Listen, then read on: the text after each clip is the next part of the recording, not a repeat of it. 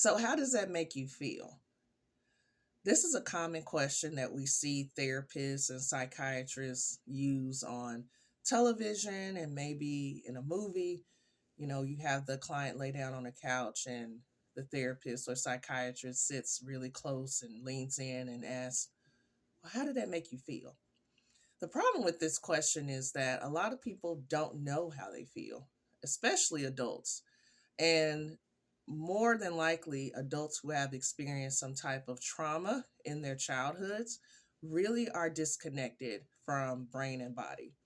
And so, asking someone to cognitively use their brain to identify how they feel may be a little difficult. Now, what research has shown and what we've learned over the years is that we commonly feel emotions in our body. So it's a physiological connection between what we feel on the inside and what we experience on the outside. So, for example, when you experience anxiety, you might feel like a tightness in your chest, your stomach may knot up, you may have a racing heartbeat, those kinds of things, shortness of breath, all those kinds of things. If you're sad, you might feel a heaviness in your chest. If you're angry, a lot of people get hot or flush. Some people actually see the color red when they're angry. If you have any fear, that's when your heart starts beating really fast. If you're happy, you might feel light. You might feel warm.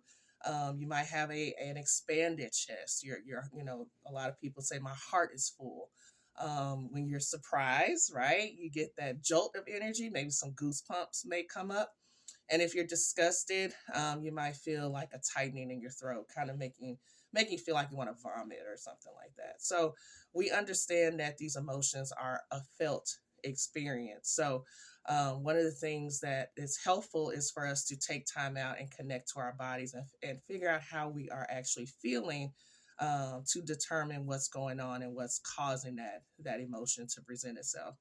A deeper dive into this would actually be to help us to understand, when have I felt this way before? Because a lot of times we have emotions that are trapped in our bodies, that come from some type of trauma.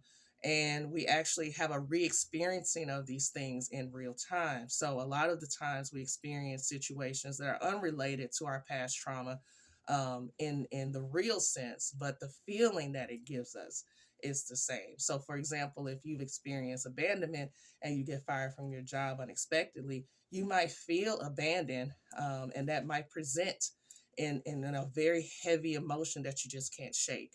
And it might take you a while for you to find another job because you were very connected to that experience and your body felt like that this was something that we have experienced before. So it was a familiar feeling inside.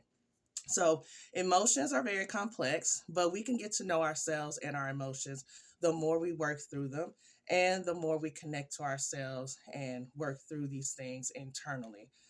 So, how did this video make you feel? Click subscribe if you liked it, and I'll talk to you soon.